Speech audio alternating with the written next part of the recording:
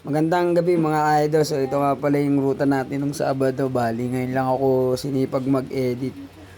Sobrang naman ako mag-edit na itong mga nakaraang araw kasi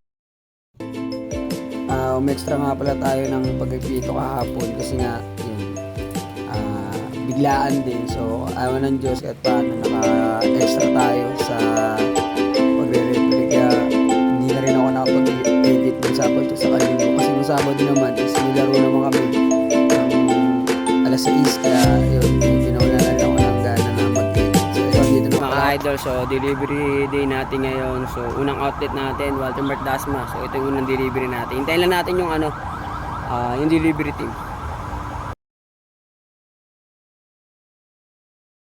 So pagtapos ka natin sa Walter Magdas mga idol, delivery tayo kasi ngayon ang delivery natin is 4 pero yung pupuntahan nating outlet is 6. So ito, hindi na ako susunod na delivery. Mga idol, nandito na tayo sa pangalawang outlet, yung SM Center Imus. So ito yung pangalawang delivery natin. So hinihintay ko ulit yung delivery team, wala pa eh. Andito na tayo sa ano natin mga idol, third trip ng deliver natin, Robinson Imus. So pupunta ko lang yung delivery team, nandun na sila sa parking.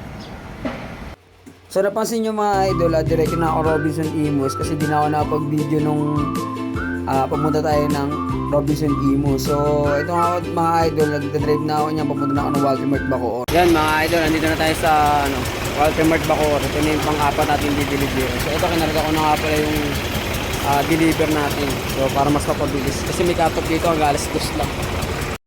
At natapos na nga tayo mga idol sa pag-deliver sa Walter Mart Bacoor. So diretso na tayo ng SM Hypermarket Molino. Bali, lagi lang natin ito mag-start kasi hapon na rin. Mga idol, nandito na nga pala ako sa SM Hyper Molino. So ito na yung panlimang outlet natin. Bali ang rurutahan natin kasi 6. Isang 4 na deliver yan, dalawang. Dali ako na pag-video pagmuntang SM Hyper Kadiwa, ito picture na lang mga idol. So yun lang mga idol, ingatan lahat.